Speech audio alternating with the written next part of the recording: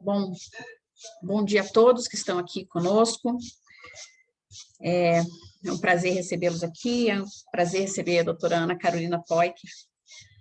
Ela é psicóloga e é CEO da Bitouch, que é uma startup de saúde mental, especializada em rastreamento digital de saúde mental e dos riscos psicossociais do trabalho.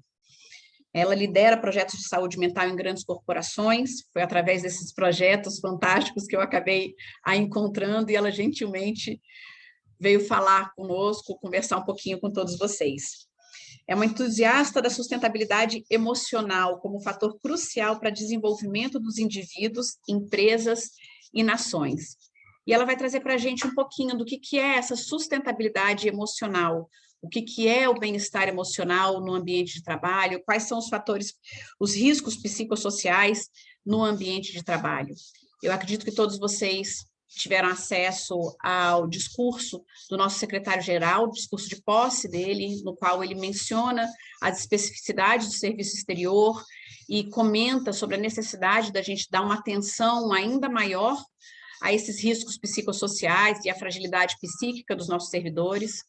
Pela ocasião do dia 10 de outubro, que é o Dia Mundial da Saúde Mental, ele novamente fez um pronunciamento, e nesse pronunciamento ele inclusive fez o lançamento do site do SAMS, que agora tem um botão de acesso especial na primeira página da Intratec, do lado direito da nossa bola do dia. Então, clicando ali, vocês conseguem acesso direto ao setor de saúde e assistência médica e social, com todas as informações, com todo tipo de acolhimento que o SAMS pode prover para os nossos servidores, uma explicação clara de quais são os serviços que a gente oferece e de como a gente pode dar um suporte para o servidor do Itamaraty, né?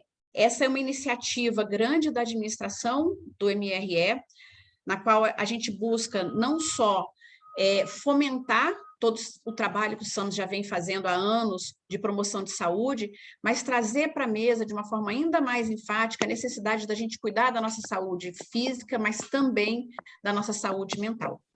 E é para falar de saúde mental e desses cuidados com a nossa saúde no ambiente de trabalho que a doutora Ana Carolina está aqui conosco hoje. Então, vou passar a palavra para ela. Eu deixo o chat aberto, todos vocês que quiserem fazer algum tipo de pergunta, podem colocar no chat, eu vou ler para a doutora Ana Carolina ao final, e ao final a gente também vai abrir para vocês poderem trazer um pouquinho das perguntas de vocês, trazerem um pouquinho da fala de vocês, tá certo? Então, doutora Ana Carolina, agora é com a senhora. Olá, bom dia a todos, já estamos aí nos encaminhando para o boa tarde, né? Mas quero falar também da minha satisfação em estar com vocês nessa manhã. Tá? Agradeço a Daniele pelo convite carinhoso, né? E pela acolhida, e desejo que a gente tenha aí um momento de discussão que seja proveitoso para todos vocês. Me coloco também aí à disposição para dúvidas, questionamentos. Eu preparei uma fala que tem em torno de uns 25 a 30 minutos, mas ao longo do tempo, se vocês quiserem ir colocando questionamentos ali no chat, fiquem à vontade. Eu vou compartilhar. Daniele, por favor, eu preciso que tu me permita compartilhar. Tem que me tornar anfitriã ou permitir que eu compartilhe.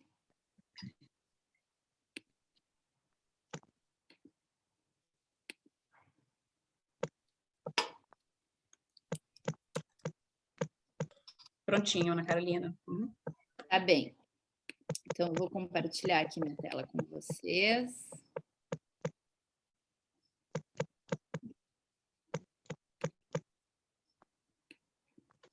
Deixa eu ver como é que eu fecho o chat.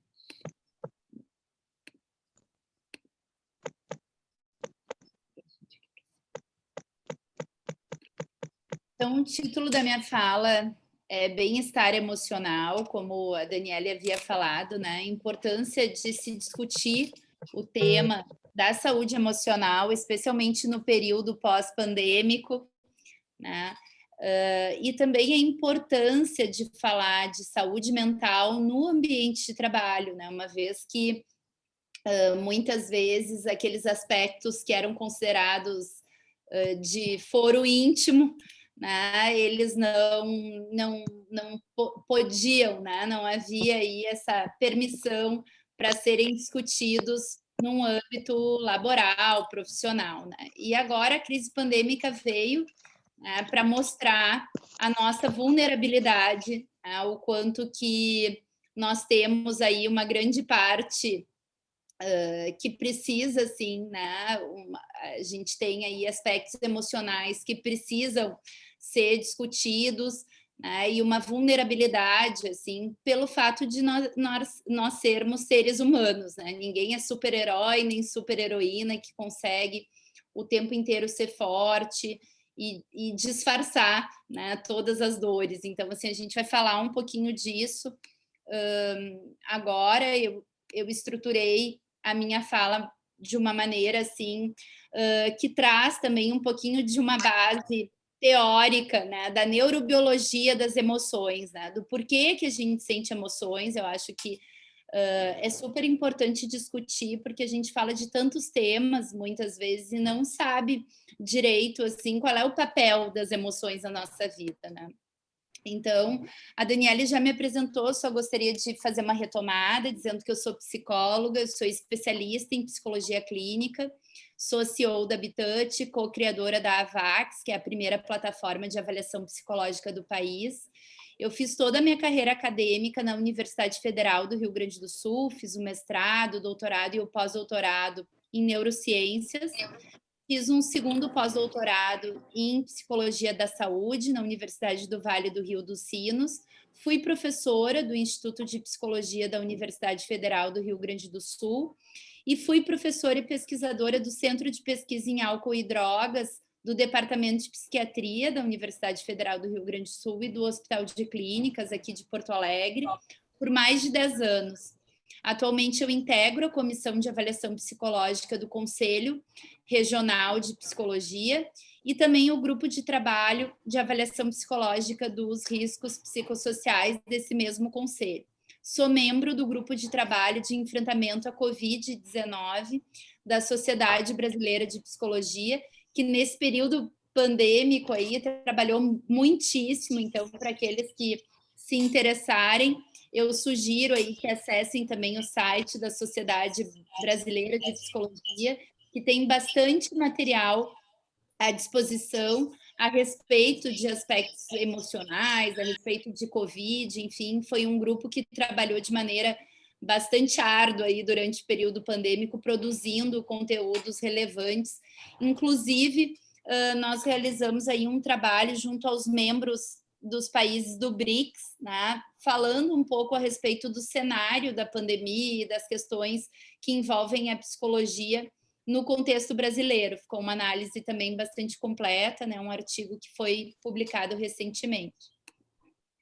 Então, eu não poderia deixar de falar, né, do impacto da Covid. A gente vai falar da importância de falar de saúde mental, mas certamente a Covid ela veio trazendo muitas lições, né? As pessoas tiveram que se adaptar rapidamente a um cenário de bastante incerteza, muitos tiveram que aliar aí as suas demandas familiares e as demandas laborais em um mesmo ambiente, então ficou tudo no mesmo CEP, né? O trabalho, a família, e muitos sonhos, muitos planos de vida foram interrompidos.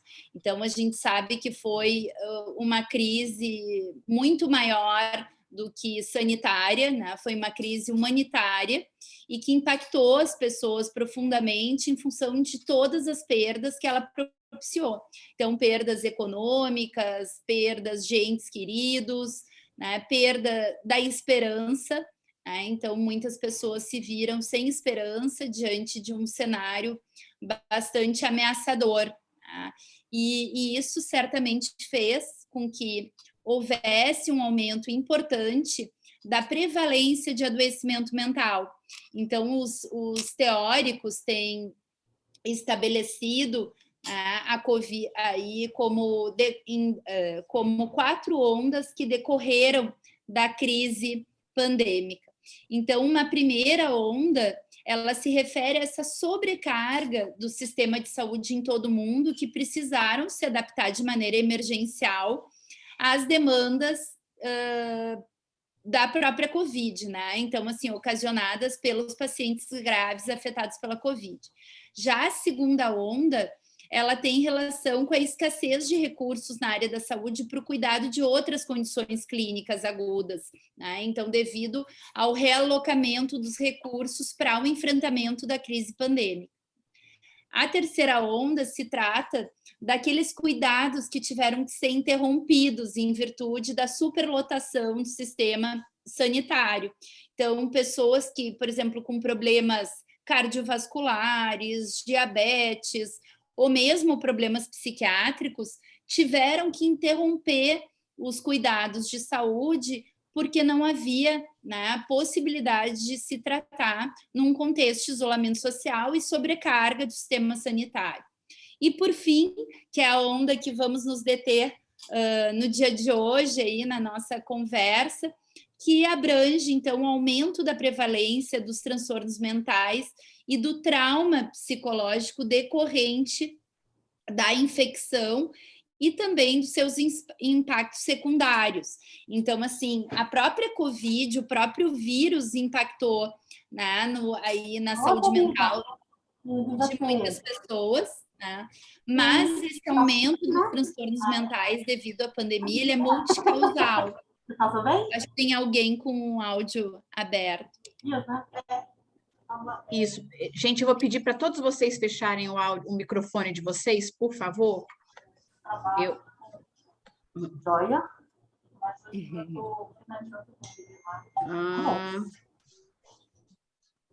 Carol, eu conseguia fechar os microfones, mas como eu passei para você o hosting para você poder tá? Eu não consigo mais fechar. Aí agora.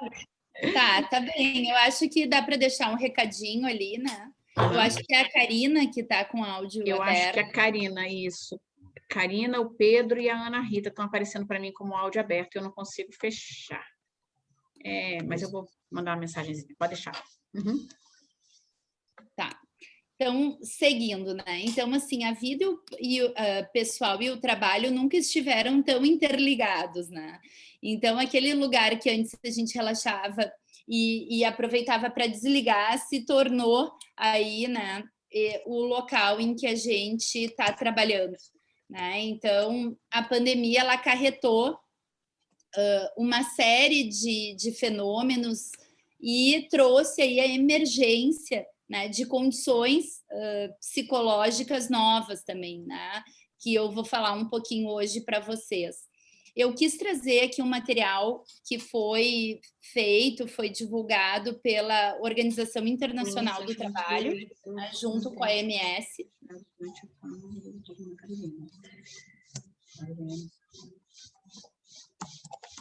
A respeito, né, dos riscos relacionados ao trabalho, os riscos psicossociais, que também emergiram com toda essa condição. Então, o que esse material traz como alerta? Assim, que se esses riscos psicossociais eles não forem adequadamente gerenciados, as pessoas vão ter, os trabalhadores vão ter problemas importantes, tanto na sua saúde física quanto mental. Então, como alterações de humor, baixa motivação, irritabilidade, ansiedade, depressão, problemas osteomusculares, cefaleias, né? E o que eu gostaria de destacar aqui para vocês, né? A gente viu, então, falei desse aumento da prevalência dos transtornos do adoecimento mental, né? E muitas vezes as empresas, as organizações acabam se ocupando muito da sintomatologia psiquiátrica que surge, né, entre os seus trabalhadores, né? Ou no caso de vocês aí, entre os servidores. Só que isso acaba sendo algo bastante reativo. É uma ação como se fosse apagar um incêndio.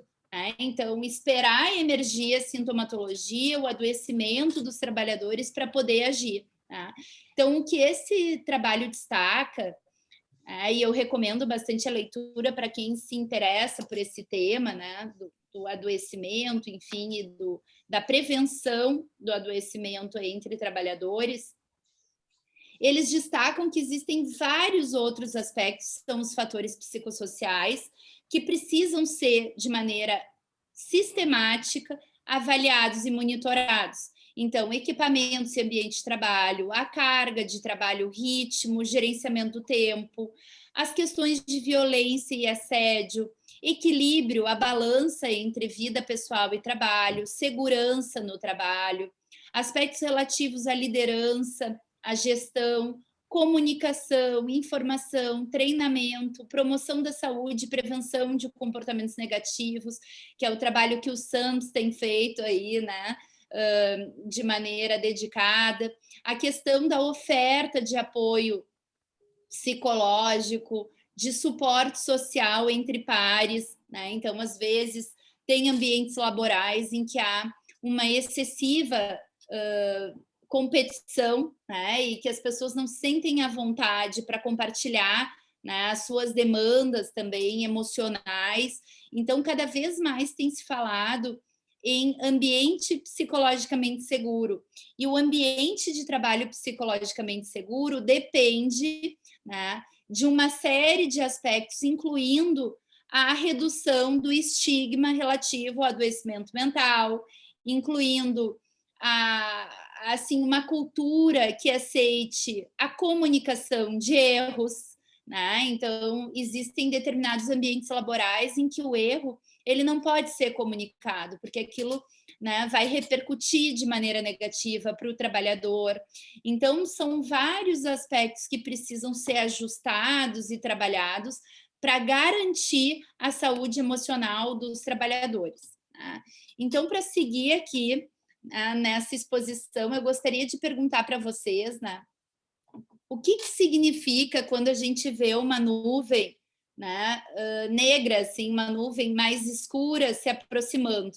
Aqui eu botei uma imagem bastante clara, assim, né, para que vocês pudessem me dizer que sinal é esse, né? O que isso quer dizer? Eu ser... eu ter esse estímulo aí ambiental, né? O que isso significa? Eu ver uma nuvem carregada e se aproximando. Quem é que pode pôr ali no chat ou abrir o microfone, enfim, me ajudar?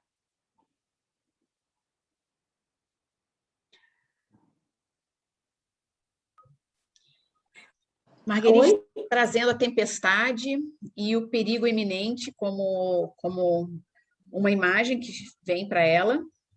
Eu acho que a Ana quer falar também, não é isso, Ana?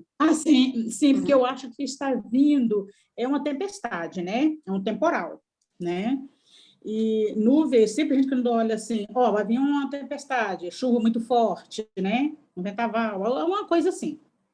Uhum. Isso mesmo, né? Então, vejam, existem vários estímulos ambientais que, ao longo da nossa história de aprendizagem, nós sabemos interpretar, né, de maneira que a gente possa adequar o nosso comportamento para aquela contingência.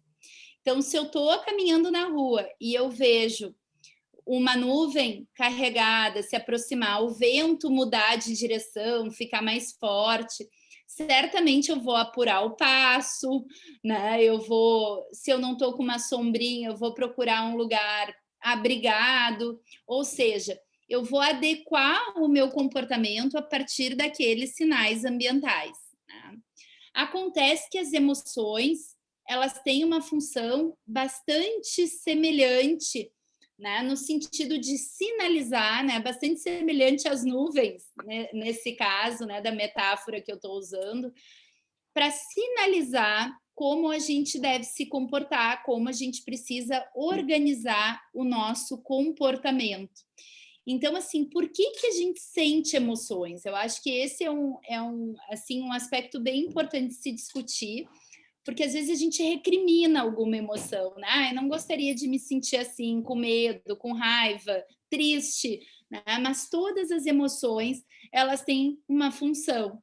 Então, as emoções, elas são estados mentais e sensações físicas, então que a gente sente batimento cardíaco acelerado, sudorese nas mãos, eventualmente, né? Tem uma série de sensações, respiração mais ofegante, determinadas emoções provocam, né? Pelos eriçados também, algumas emoções provocam. Então, ela pode ser desencadeada por um estímulo ambiental, né? E por algum acontecimento, né? Então, algum acontecimento, algum evento desencadeia esses sinais no nosso corpo. Ocorre que a gente não tem o treino adequado, muitas vezes, para identificar o que esses sinais significam.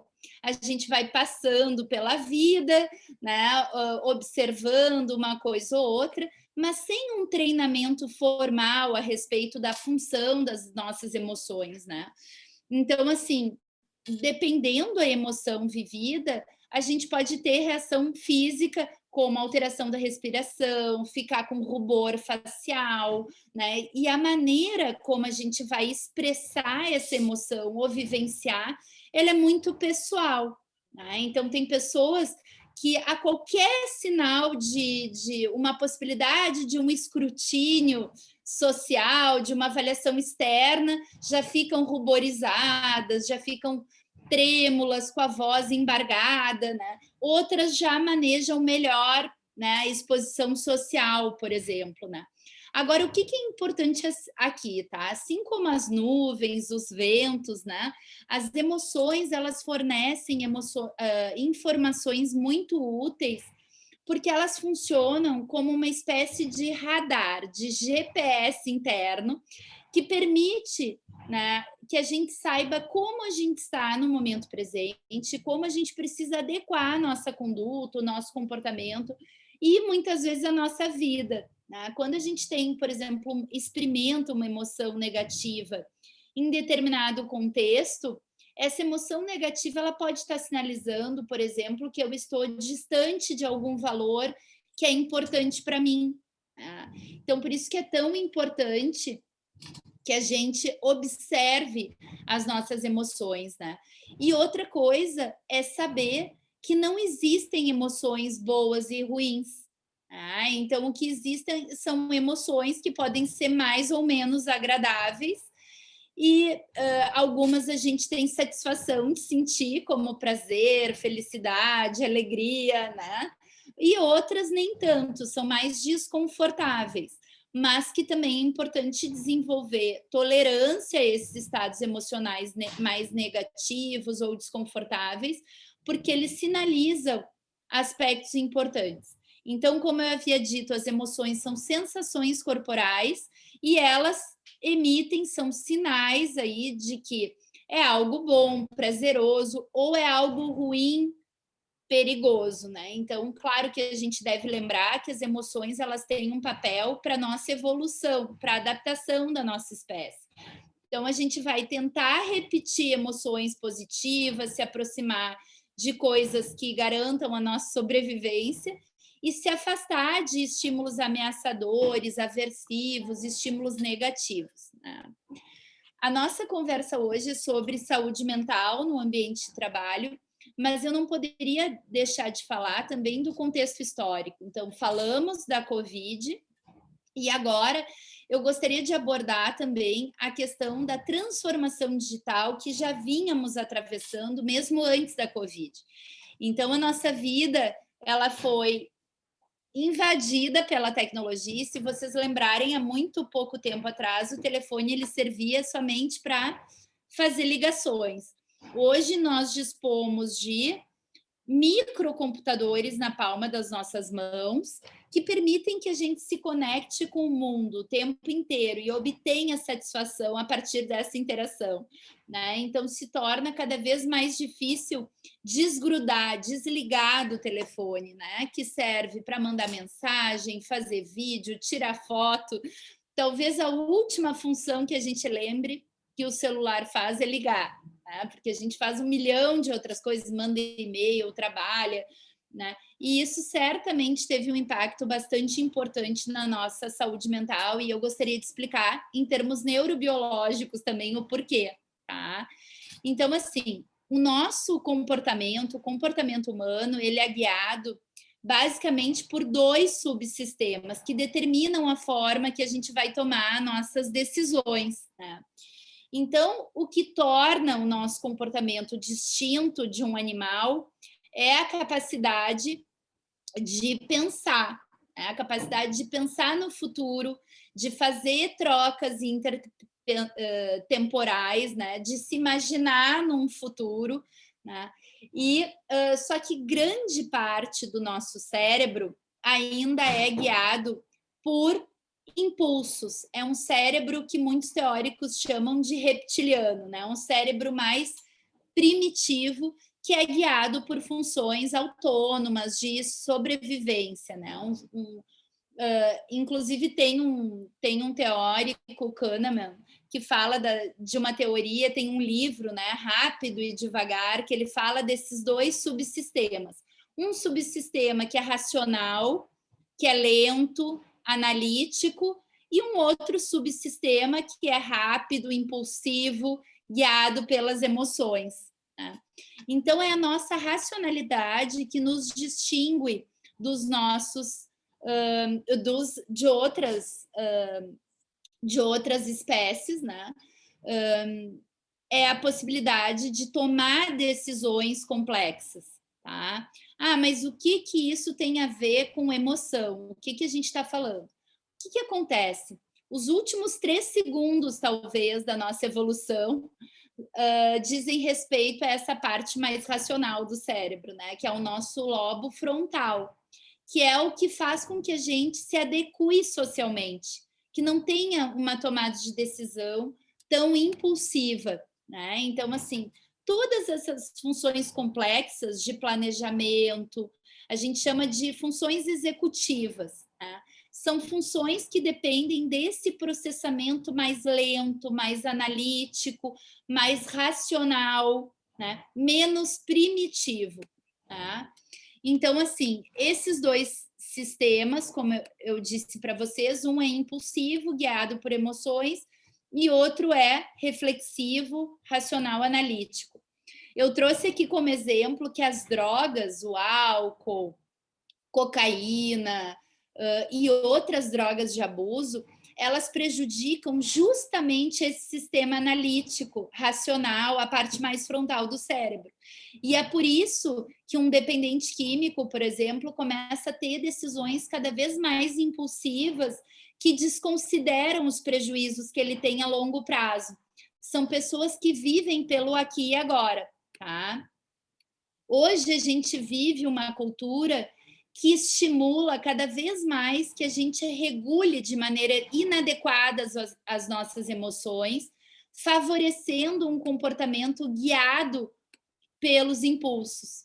Então, assim, o que é o medo, a ansiedade, né? Então, assim, quando a gente sente medo, todo o nosso sistema nervoso ele é acionado para preparar o nosso organismo para lutar ou fugir, né? E esse cérebro mais reptiliano começa a comandar o show porque a prioridade é sobreviver. Ou seja, quando essas reações automáticas elas passam a guiar o nosso comportamento quando a gente está com um sentimento de medo, de ansiedade. E essa parte mais racional do nosso cérebro fica funcionando minimamente. Então, numa condição de ansiedade, de medo, a gente não pensa, a gente praticamente reage.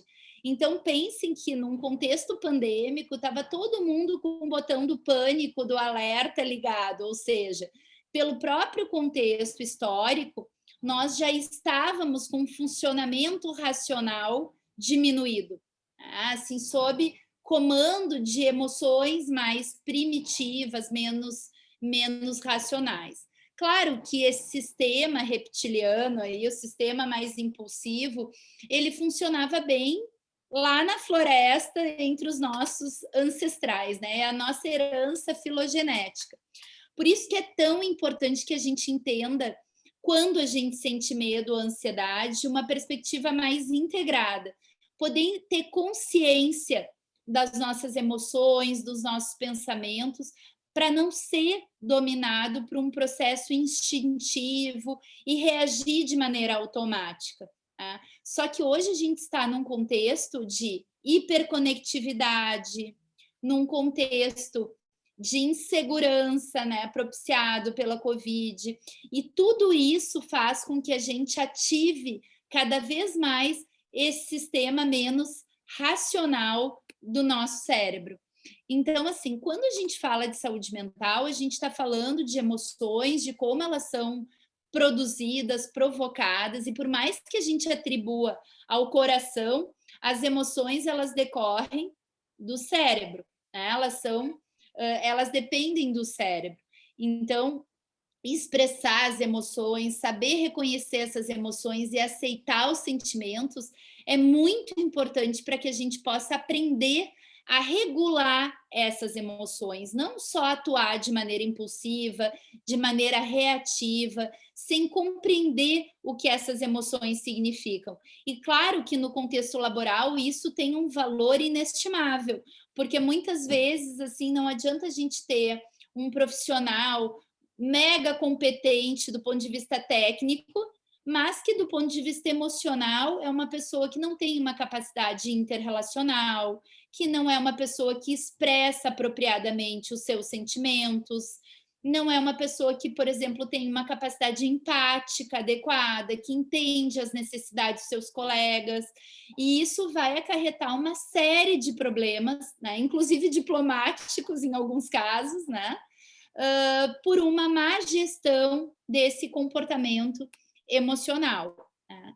Então, certamente a Covid trouxe aí, né, uma cultura de hiperconectividade, não só a Covid, como eu havia dito, nós já vínhamos aí nesse avanço tecnológico exponencial, e se instaurou uma cultura que a gente denomina de always on. Então, assim, hoje as pessoas não se desligam nunca, elas mandam e-mail do banheiro, almoçam checando o seu WhatsApp, né? E tudo isso tem um impacto para o cérebro, para a saúde emocional, esse não desligar nunca, né? Porque essa parte mais reflexiva do cérebro acaba tendo um prejuízo importante. A gente está sempre com esse botão do alerta ligado, né? Então, eu trouxe aqui alguns aspectos, né, que fazem com que a gente se torne também aditos a essa hiperconectividade, né?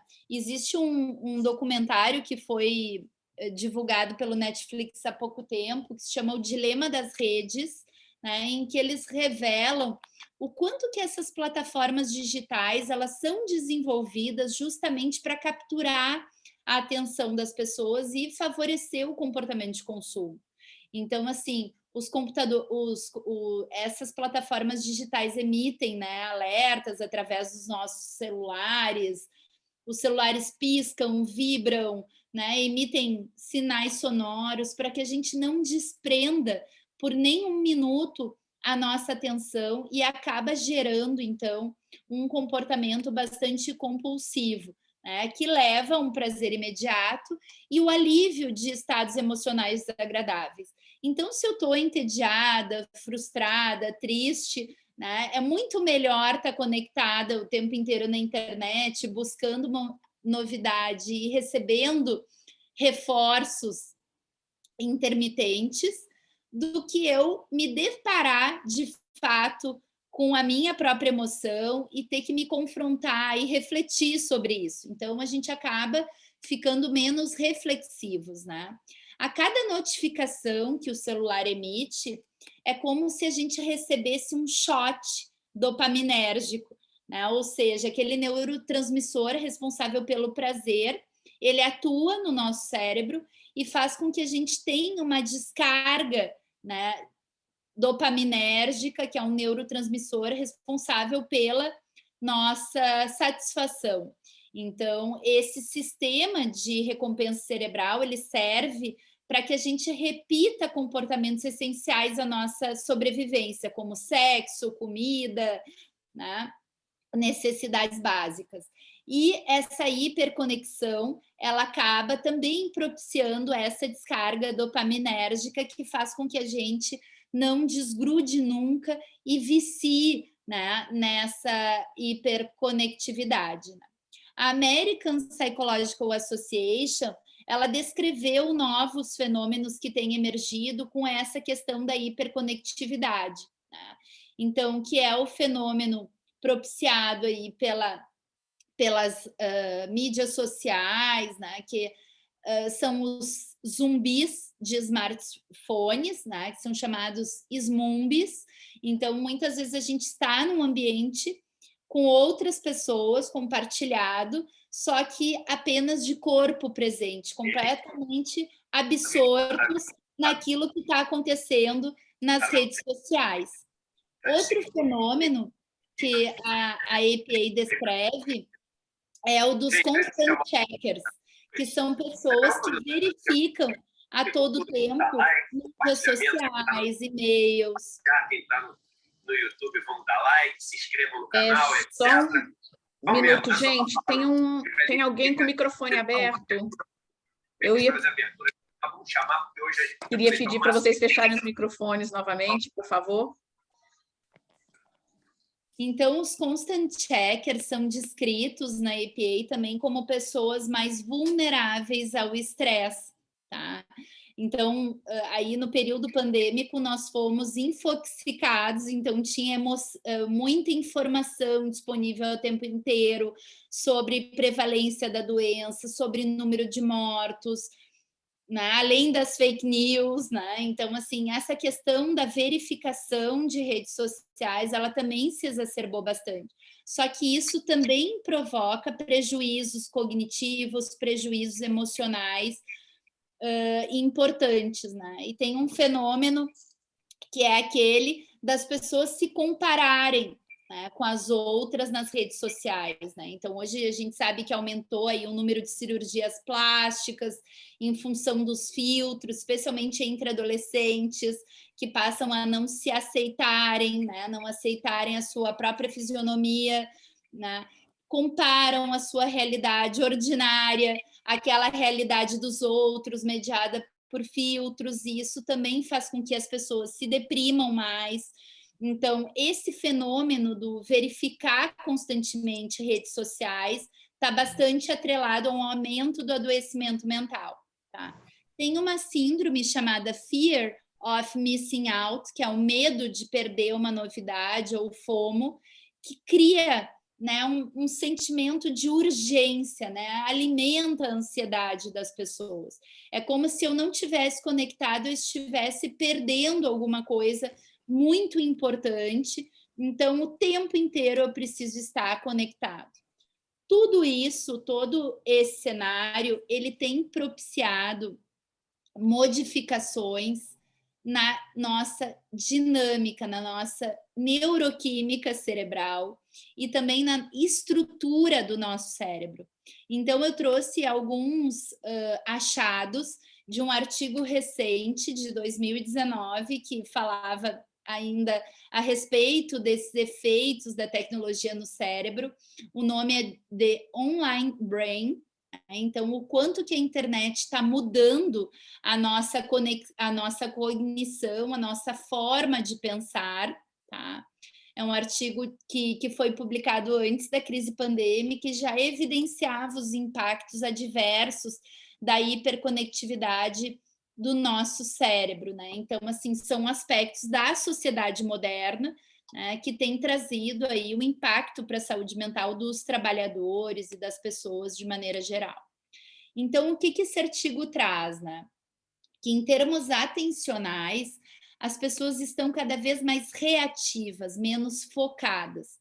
Então, como se muda o tempo inteiro de tarefa, né, a gente tem uma ilusão de que pode ser multitask, né? A gente acaba não tendo tempo suficiente de aprofundar em nenhuma delas. E lembrem, aquela parte mais racional do nosso cérebro, nosso lobo frontal, ele precisa de aprofundamento, ele precisa de concentração, ele precisa desse tempo de processamento mais lento para consolidar memórias, né? E hoje a gente muda de foco o tempo inteiro, né?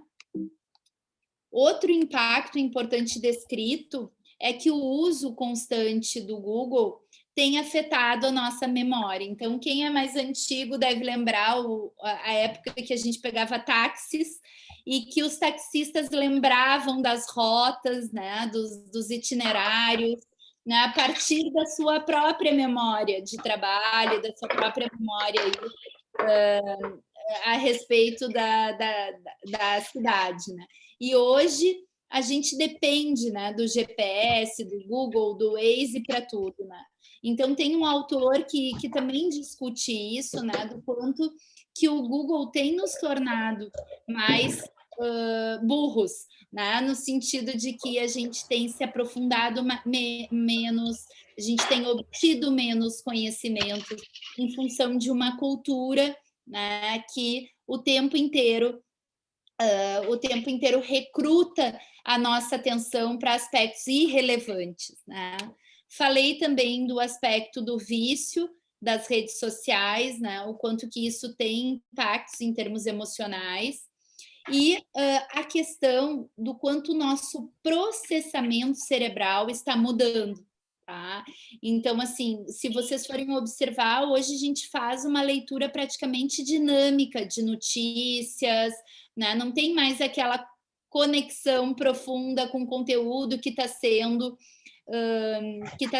apresentado. Inclusive, há uma preferência entre jovens por vídeos, de preferência de, no máximo, 30 segundos. Né? Então, assim, a mente ela é atraída para o novo, não necessariamente para o relevante. E muitas vezes o que a gente faz é uma leitura dinâmica de informações absolutamente irrelevantes, mas que atraem o nosso cérebro, porque o nosso cérebro é programado para o estímulo novo, para o estímulo que aparece ali de maneira imediata na nossa tela. Né? Não para uma tarefa mais enfadonha, para uma tarefa que vai exigir mais cognitivamente da gente. Tudo isso tem um impacto em termos de regulação emocional. Então, assim, para juntar tudo que eu falei aqui para vocês, né? Estamos nos tornando mais impulsivos, menos empáticos, porque não nos conectamos verdadeiramente com os outros, mais agressivos, né? Então, um exemplo disso são os games, né? Aqueles eventos que acontecem das crianças, por exemplo, nos Estados Unidos, que matam os coleguinhas, né? Que são treinadas para atuarem de maneira menos regulada do ponto de vista emocional, mais agressivas, mais impulsivas, né? A partir dessa interação com games, né? E a falta de empatia, né? Que também propicia aí os episódios de bullying. Né? Então, do que depende a empatia? A empatia depende de eu me conectar de maneira verdadeira com o outro, de eu prestar verdadeiramente atenção nos sinais do outro, nos sinais emocionais que o outro transmite. E é isso que faz com que eu consiga emitir uma resposta emocional adequada, um processamento emocional adequado. Também temos aí uma geração de problemas do sono. Então, assim, a hiperconectividade, essa dificuldade de desconectar, esse estresse exacerbado, propicia também perturbação do ciclo sono-vigília. Então, a exposição a telas, a luminosidade da tela faz com que a gente não secrete os hormônios que precisam ser secretados para que a gente tenha um sono restaurador. Então, muitas pessoas no período pandêmico recorreram aí ao uso de benzodiazepínicos, que são os remédios para dormir, ansiolíticos, ou mesmo o uso de álcool, né? E esses recursos, eles não permitem que haja um sono restaurador, né? Ao contrário do que as pessoas imaginam, né? há todo um prejuízo na consolidação de memória, nessa questão de liberação de hormônios. Então, eu costumo dizer que é como se fosse uma relação com a agiota. Em algum momento, a gente paga um preço por isso, ou com um declínio de memória, ou com prejuízos atencionais, ou com demência precoce, né? Então, a gente está fazendo tudo errado em termos de saúde emocional, né? A saúde emocional, ela requer um cérebro saudável, um cérebro bem alimentado, nutrido, um cérebro que tem um descanso apropriado, né? E a gente não tem feito nada disso. E tudo isso nos leva a quadros, né, emocionais aí, como, por exemplo, um que é bastante comum no ambiente de trabalho, que é o burnout, né? Então, vocês já devem ter ouvido falar que esse trabalhar, não se desligar nunca, né? Por mais que o trabalho seja o que dignifica o homem, né? A gente precisa extrair satisfação da nossa atividade laboral, né?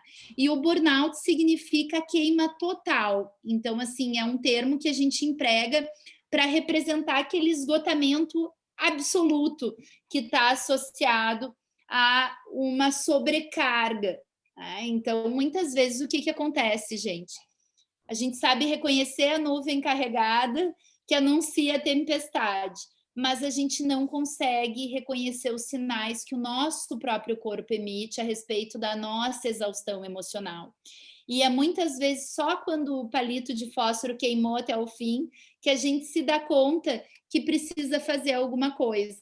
Então, eu tenho dito assim que a gente se preocupa mais com a bateria do celular que está acabando do que com a nossa própria bateria. E o burnout então, é essa exaustão física e mental que faz com que a gente perca, inclusive, a satisfação com o trabalho.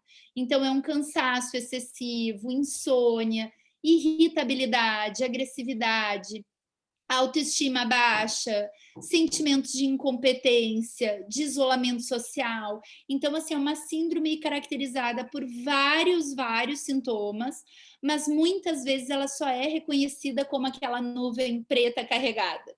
Só quando a tempestade, de fato, já está armada, é que a gente se organiza, né, para poder atender aí ao chamado, né, da nossa saúde mental. Então, assim, a gente vive, né, em uma sociedade em que o workaholismo, a adição ao trabalho é glamourizado. Então, quanto mais eu digo que eu estou estressado, parece que mais valor eu tenho, né? E a gente precisa definitivamente romper com esse padrão, entender que o profissional melhor adaptado é aquele que conjuga, né, a sua vida pessoal, as suas atividades de lazer, né, os seus hobbies e aquilo que nutre a sua alma, né, ao seu trabalho. E certamente isso vai propiciar mais produtividade. Então, tem uma série de sintomatologia aí, de sintomas que caracterizam o burnout, que inclusive a OMS determinou que o burnout se tornasse aí uma doença laboral, né? Então, tem uma série de aspectos aí que, às vezes, até se confundem, tá, com a questão da depressão, né? Mas esse sentimento de baixa realização pessoal, muitas vezes uma despersonalização, a pessoa não se sente ela mesma, ela tem uma certa ironia, começa a usar ironia, né, no contexto de trabalho, né, uma reatividade excessiva, um deboche, um cinismo, né, também caracteriza o burnout. Então, são todos aí aspectos para se prestar atenção, né? Com muitas pessoas, com o advento da pandemia, conseguiram ressignificar o seu trabalho. Aquelas que viajavam muito ou que eram ausentes da vida familiar, algumas puderam retomar esse convívio, ressignificar a importância da casa, do lar, da família, enfim, tantas outras aí aprendizados, né? Por outro lado, tiveram aquelas pessoas que perderam completamente o senso de realização. E com isso emergiu um fenômeno chamado bore-out. Então, vejam, a gente não está falando do burnout, né? Então, o burnout é aquela exaustão por conta do excesso de trabalho. E já o bore-out vem do inglês aí, bore, de entediado, né? Então, assim, o burnout é como se fosse um motor superaquecido. E o bore-out é como se fosse aquele carro que tem que pegar no tranco, né, para andar. Então, com a pandemia, esse excesso de interações online, a fadiga, né, propiciada pelas telas, mudanças no planejamento estratégico do trabalho, nas funções que a gente exercia, tudo isso pode também ter repercutido em algumas pessoas de forma negativa, feito com que elas tivessem, então, uma desmotivação, uma falta de interesse pelo trabalho, né? Então, é uma crise de significado, né? Então, surge esse novo aí, esse novo quadro psicológico chamado bore-out. Então, o que devemos buscar cada vez mais, né? A questão da autorregulação emocional. E ela depende justamente, a autorregulação emocional, ela depende do adequado funcionamento dos 2 sistemas cerebrais que eu falei para vocês. O nosso sistema mais impulsivo, emocional, aliado ao nosso sistema mais racional, menos impulsivo, mais analítico. Então, assim, de uma maneira geral, né? Claro que com relevância a questão da saúde mental é fundamental para o desenvolvimento profissional, que as competências socioemocionais, como inteligência emocional, empatia, elas devem ser grandes aliadas aí no ambiente de trabalho. Então, eu trouxe aqui para vocês uma comparação, né, de 2015 das competências que o Fórum Econômico Mundial trouxe no relatório Futuro do Trabalho, né, de 2018, revelando aí que aquelas competências esperadas para os profissionais do futuro, né, envolvem inteligência emocional, capacidade empática, capacidade de flexibilização cognitiva. Tudo isso são as denominadas soft skills, que não são falar um bocadinho mais alto, Fernando. São habilidades emocionais. Então, eu trouxe uma notícia que um futurologista britânico, Ian Pearson, ele acredita que as habilidades emocionais se tornarão mais importantes do que nunca no futuro, no trabalho do futuro. E que a habilidade emocional é o que vai mais importar no mercado de trabalho. Então, em um mundo que se torna cada vez mais high-tech e tecnológico, é importante que a gente possa desenvolver as competências humanas. Que competências são essas? Habilidades de autoconsciência, habilidades sociais, empatia, capacidade de se automotivar para os seus objetivos, autorregulação emocional, que eu já falei tanto aqui, né? São tudo competências humanas, competências que um computador não vai poder desempenhar, né? Então, já me encaminhando para o fim, para abrir o debate aí, para escutá-los também, entender como que todas essas informações que eu transmiti aqui repercutiram, né? Eu queria dizer que muito importante para a nossa regulação emocional é a capacidade de respirar. A mais básica de todas. Muitas vezes a gente é incitado diante de um evento a reagir e a gente não respira adequadamente, não reflete adequadamente entre o estímulo e a resposta. Então, assim, antes de tudo, né, quando vocês estiverem aí diante de um desafio, né, e assolados por alguma emoção, né, forte ou negativa ou desconfortável, lembrem-se de respirar, né? Então, parar e respirar. E isso ajuda né, a oxigenar o cérebro, a fazer com que a nossa tomada de decisão seja mais apropriada. Não é à toa, né, que tem acontecido na psicologia um movimento cada vez mais forte de uma influência das culturas orientais. Então, assim, as terapias de terceira onda e quarta geração da terapia cognitivo-comportamental tem uma influência bastante grande das culturas orientais, que preconizam fundamentalmente as técnicas de respiração e de meditação, né? Então, assim, o que é meditar? Eu preciso me isolar, virar budista? Não, não é nada disso, né? Essas técnicas, elas são independentes de qualquer orientação religiosa e elas dizem muito mais respeito ao processamento cognitivo das emoções, a essa readequação, a esse equilíbrio entre os dois subsistemas cerebrais e, acima de tudo, a alocação da nossa atenção para um momento presente. Então, assim, há uma grande falácia que é pensar que a gente consegue fazer múltiplas tarefas ao mesmo tempo. O computador não consegue. Se eu abrir várias janelas ao mesmo tempo, em algum momento ele vai trancar, vai travar, porque o processamento cognitivo está sobrecarregado, não é mesmo? A mesma coisa acontece com o nosso cérebro.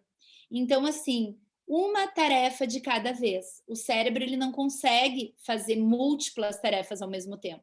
Quantas vezes que a gente quis mandar um e-mail ao mesmo tempo que estava redigindo alguma coisa ou atendendo o telefone e esqueceu de enviar o anexo, por exemplo, né?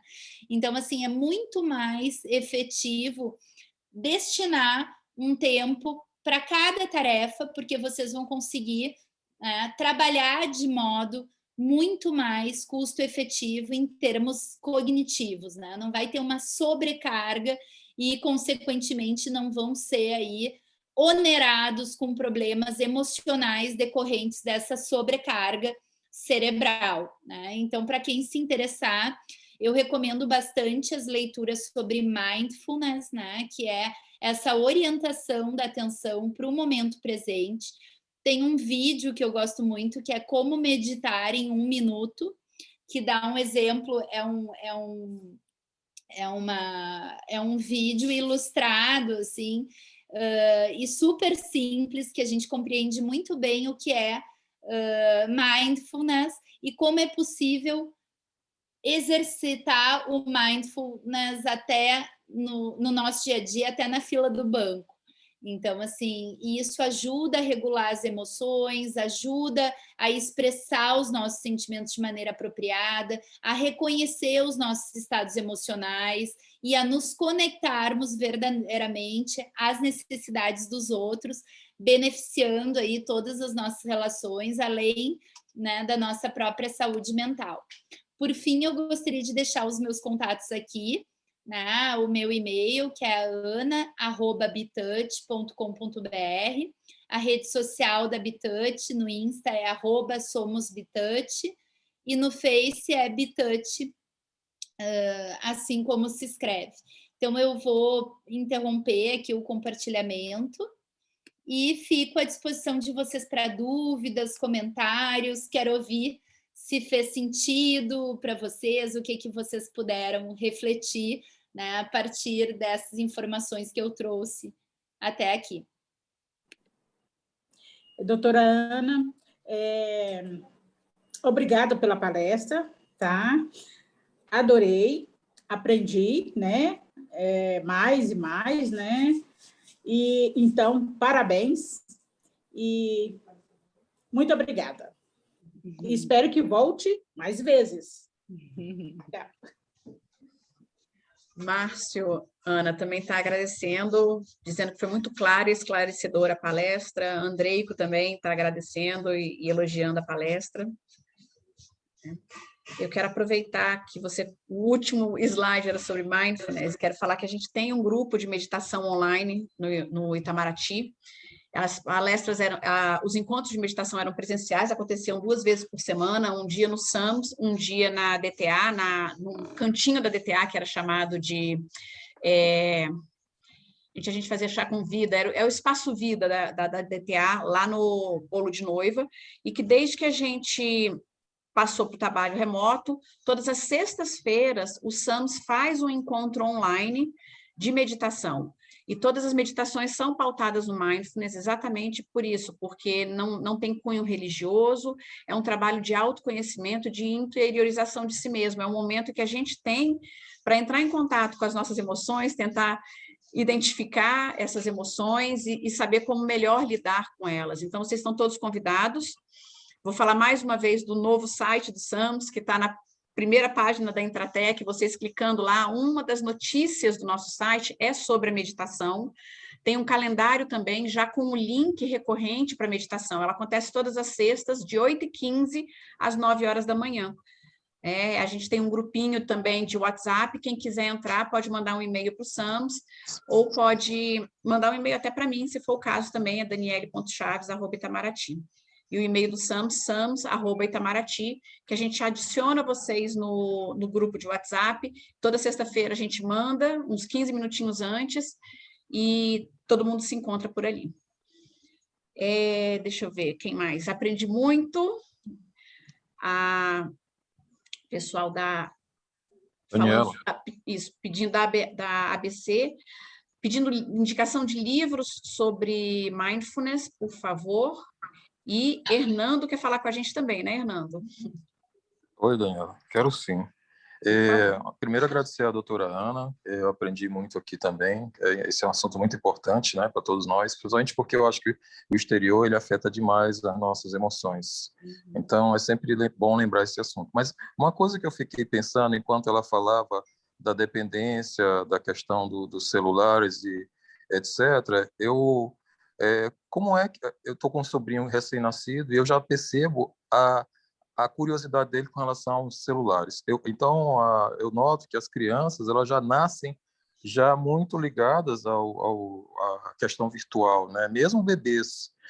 A minha dúvida que veio foi, estamos então regredindo, já que o nosso cérebro está cada vez mais sedentário nesse aspecto, a infância está mais sedentária também, né? Já não se brinca mais de pique-esconde, etc. Como é que a senhora faz a leitura disso?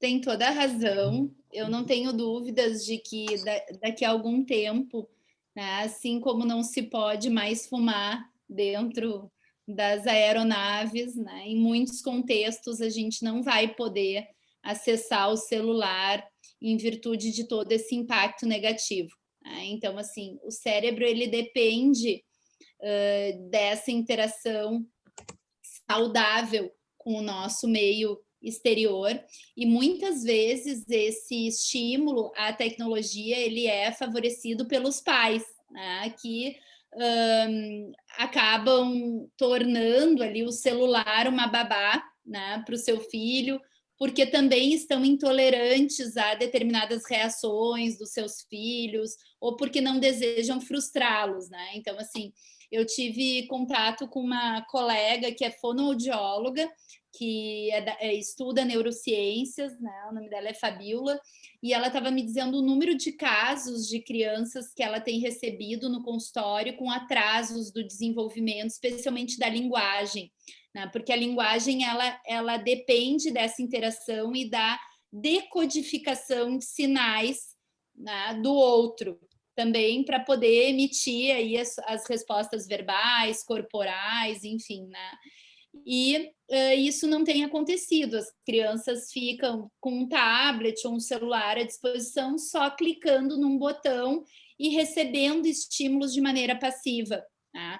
Então, assim, o desenvolvimento adequado do nosso cérebro depende do brincar, da interação com a natureza, dos momentos de desconexão, dos momentos de reflexão aprofundada.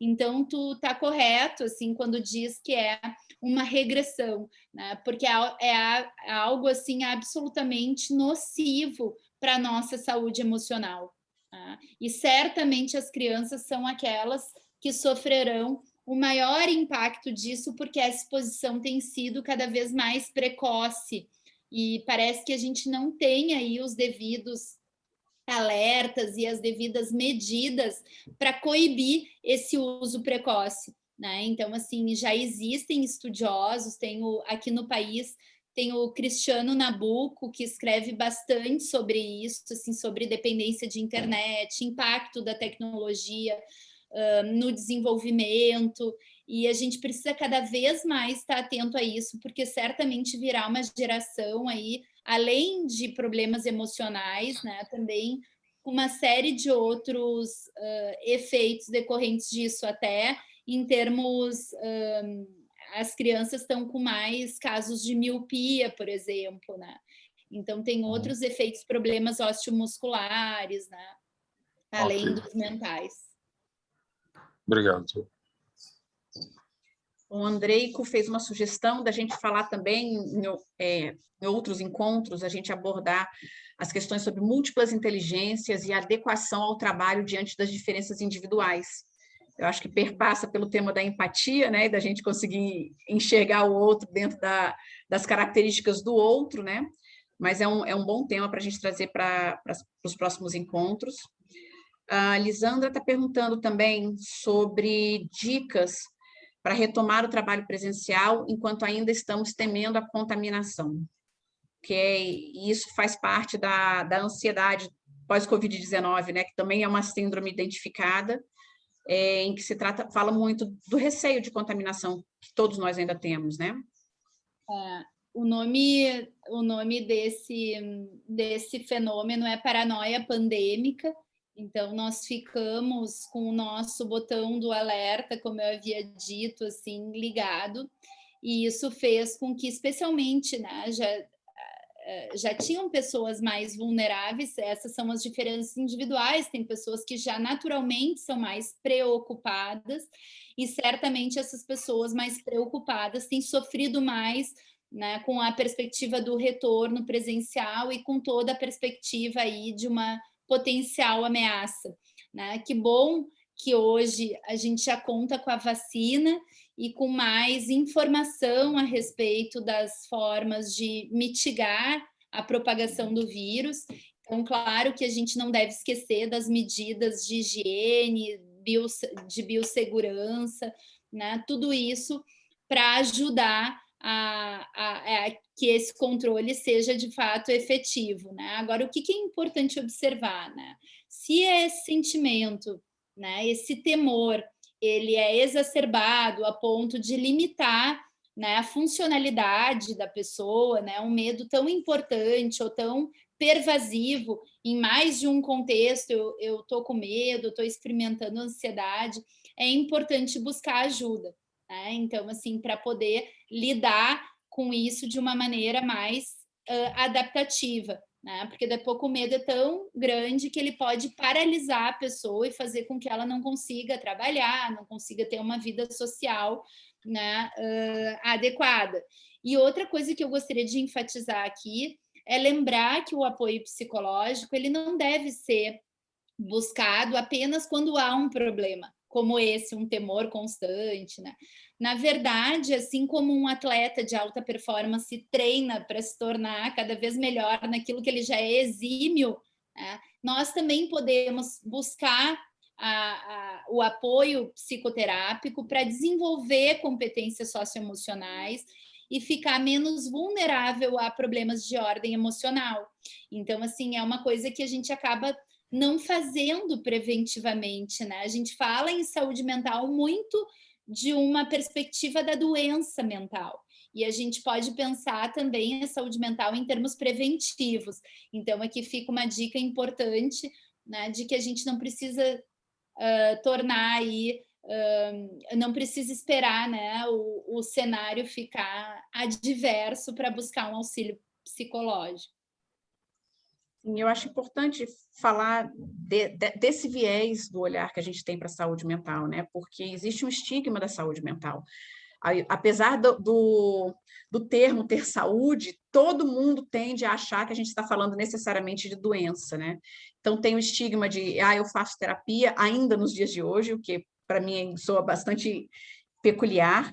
E o medo de assumir que, sim, eu estou com uma crise de estresse, eu tenho uma crise de ansiedade, eu preciso procurar ajuda.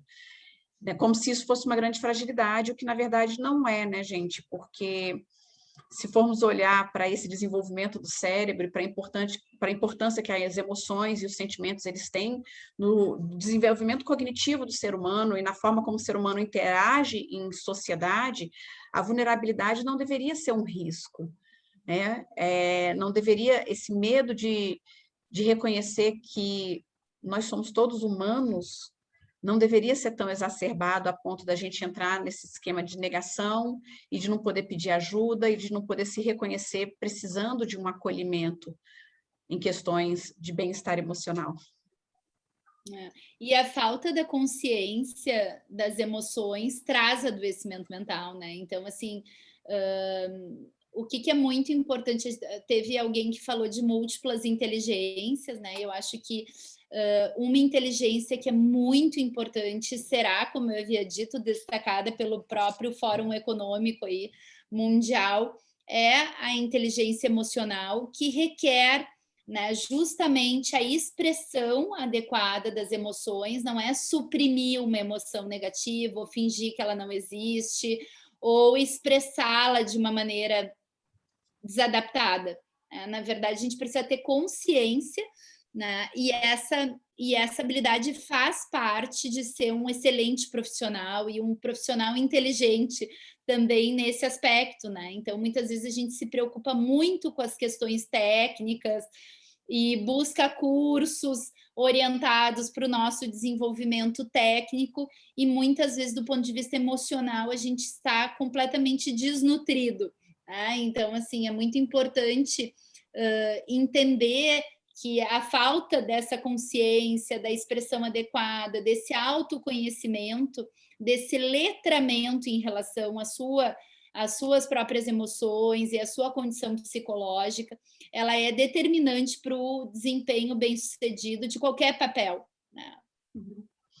E aí eu acho que vai muito ao encontro das definições da comunicação não violenta, que é um outro tema que a gente já abordou com frequência, em especial em parceria com a CEPADIS, e que é um dos verbetes que a gente tem com mais material dentro do novo site do SAMS, porque reconhecer suas emoções, os seus sentimentos, saber expressar suas necessidades, leva a uma comunicação eficaz.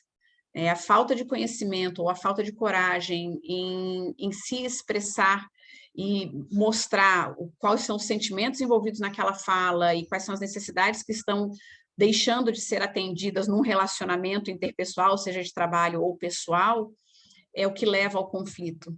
E o conflito ele é inerente à convivência. Sempre vai haver conflito, mas quanto mais ciente nós estivermos das nossas emoções e das nossas necessidades envolvidas ali, mais fácil é a comunicação e menor a probabilidade de conflito. Então, eu convido vocês também a darem uma olhada nesse verbete lá na nossa página, na nossa nova página. A gestão de conflitos depende, né, muito desse autoconhecimento e da gestão apropriada das emoções, né? Então, assim, essa maior capacidade de compreender as pessoas, de como os outros vão se sentir, a gente vai experimentar níveis menores de estresse, vai ter uma tolerância maior à frustração, uma maior autoconfiança, uma maior nível de felicidade, de bem-estar, né? Então, tudo isso decorre da autorregulação emocional, né? A melhor capacidade de trabalhar em equipe, né? O maior potencial de resolver problemas. Então, tudo isso depende da inteligência emocional, da expressão adequada dos sentimentos e da compreensão desse universo aí, que é o nosso mundo interno, né? E eu costumo dizer, Daniele, tu já me ouviu dizendo isso, né? Que a gente aprende no colégio e ao longo da nossa vida a respeito de tantos temas, né? E que são tão menos prováveis do que a gente ter um adoecimento ou alguém, se nós contarmos nos dedos, né? A cada 10 pessoas, uma tem um problema de saúde mental, né? E muitas vezes a gente não tem notícia a esse respeito, né? Então, a importância se falou aqui em crianças, né? Cada vez mais a gente tem que levar esse tema não só para os locais de trabalho, mas também nas escolas, né? Para que as crianças aprendam habilidades socioemocionais desde a mais tenra idade, né? Para que se preparem com as habilidades e competências que são necessárias à vida. Sim, e aí eu acho interessante porque a gente vê hoje em dia psicólogos especializados em atendimento de criança, e eu sempre escuto uma pergunta, mas criança precisa de terapia? E eu gosto muito quando um psicólogo infantil explica que é importante ela aprender a comunicar o que nós adultos ainda não aprendemos, que são as emoções, e como aquelas emoções estão afetando a elas saberem se colocar, porque você, reconhecendo as suas emoções, você é capaz de estabelecer os seus limites também. E estabelecendo limites, você se sente mais respeitado, se sente mais parte da sociedade, de um lugar de respeito. Então, tem muita coisa envolvida nesse reconhecer o emocional, o lado emocional. É toda uma mudança de paradigma de vida. Eu não poderia deixar de comentar, né, aproveitando aí essa audiência tão qualificada, né, de trazer também a questão dos Objetivos de Desenvolvimento Sustentável, né? Então, assim, a gente está falando de um âmbito quase que privado, né, um pouquinho ampliando aí para o local de trabalho, mas certamente sem essa compreensão, sem esse treino apropriado, não há desenvolvimento das nações. Então, é aí que o conceito de sustentabilidade emocional emerge, né? Porque hoje tem todo aí um trabalho no sentido da sustentabilidade orientada para a questão ambiental, né? Com essa preocupação do que vai ficar para as próximas gerações. Aí a gente precisa fazer um trabalho alinhado com as diretrizes de ESG, considerando o S, o social, considerando o desenvolvimento humano como um pilar para o desenvolvimento das nações. Então, assim, não há desenvolvimento econômico, não há, né, sociedade sustentável se as pessoas não tiverem educação emocional, né? Então, esse tema, ele tem também assim, ele pode ser ampliado, né, também para esse âmbito. O Donizete quer falar com a gente. Donizete, pode fazer sua pergunta, eu só vou te pedir para ligar o seu microfone.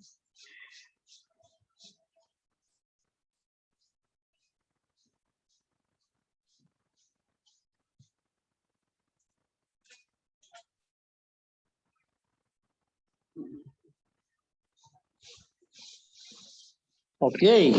Pronto, Donizete, estamos te ouvindo. Muito bem.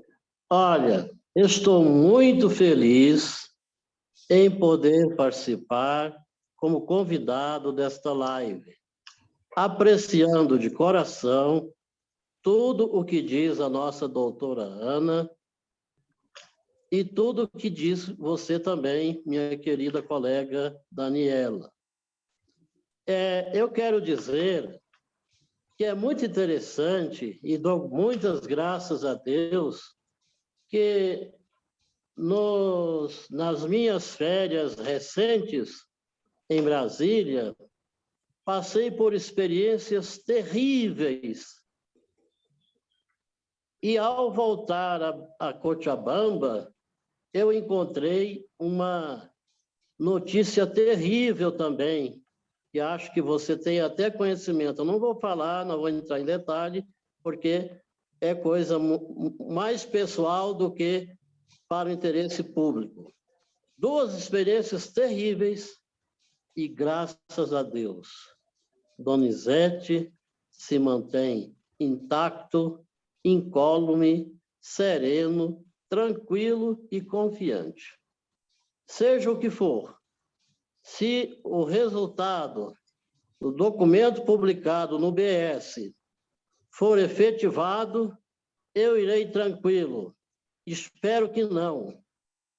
E se não, melhor ainda, e com a graça de Deus e com o auxílio das pessoas, eu estou vendo a maravilha que é valorizar o ser humano, valorizar a pessoa, porque a pessoa é o sustentáculo não só de uma organização pública ou privada, mas é o sustentáculo das nações. Uma pessoa bem equilibrada, bem saudável, bem serena, que sabe ponderar todos os seus atos por bom tempero adequado em cada coisa que ele prepara. Esse, sim, é uma pessoa pronta para seguir avante. Obrigado pela oportunidade de falar. Parabéns a todos vocês. O meu abraço imenso a cada pessoa que participa desta live, especialmente a você e a nossa querida doutora. Obrigada, Donizete. Gente, mais alguém quer fazer alguma pergunta? Juliana, que é a nossa psicóloga também, Ana Carolina, e faz um acolhimento no SAMS dos nossos servidores. Está agradecendo, dizendo que foi excelente a apresentação e a temática super relevante.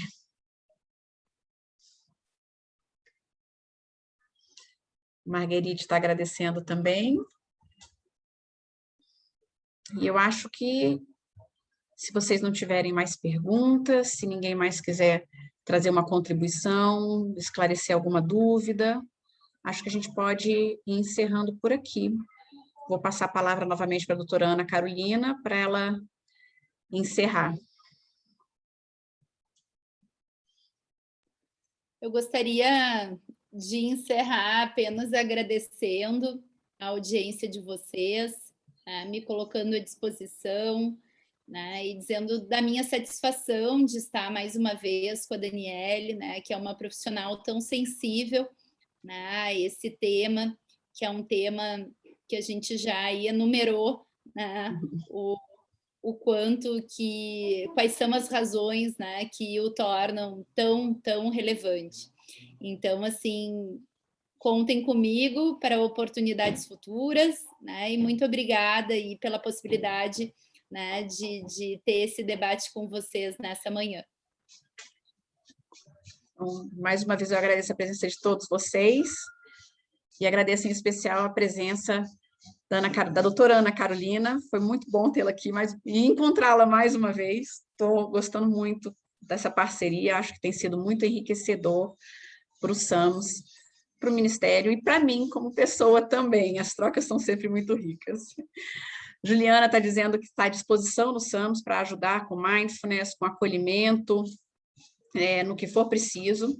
Ana Fontinelli está mais uma vez agradecendo. Marguerite está se despedindo dela também. A doutora Ana Carolina está colocando no nosso site também sobre o livro que ela mencionou ao longo da palestra, Rápido e Devagar.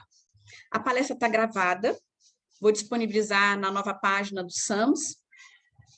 Vou conversar com a doutora Ana Carolina para ver se a gente eventualmente disponibiliza os slides por lá também, e aí vocês vão ter acesso a todas essas informações. Então, eu agradeço a presença de todos e acho que posso encerrar agora. O Instagram da doutora Ana Carolina está aqui também, é o @carolwolf_poiker_psi. Tem muitas informações lá, gente, muitas mesmo, das palestras que ela faz, de toda essa abordagem da psicologia voltada especificamente para o ambiente de trabalho, mas também para as relações pessoais, que eu acho que a psicologia tem essa peculiaridade de falar de tantos temas, né? Márcio está agradecendo pelas indicações dos livros. E é isso, gente. Vou encerrar o nosso encontro, agradecendo mais uma vez a oportunidade de estar com vocês. Vou pedir mais uma vez para vocês divulgarem o novo site do SAMS, divulgarem a página da gente, o botão de acesso que está na primeira página da Intratec, naquele menuzinho do lado direito, coloridinho, vocês vão encontrar lá um caracterzinho, né, um quadradinho vermelho escrito SAMS, vai direto para o site que a gente montou, reformou com muito carinho, tem várias informações por lá, todas as informações do setor, todo tipo de sugestão que vocês puderem trazer, que seja pertinente à área de saúde, de promoção de saúde em especial. Tem o e-mail da gente disponível para que vocês entrem em contato conosco. E, mais uma vez, eu agradeço, e agradeço a você, doutora Ana Carolina. Tchau, tchau, um bom dia. A Tchauzinho. todos. Bom dia a todos, gente.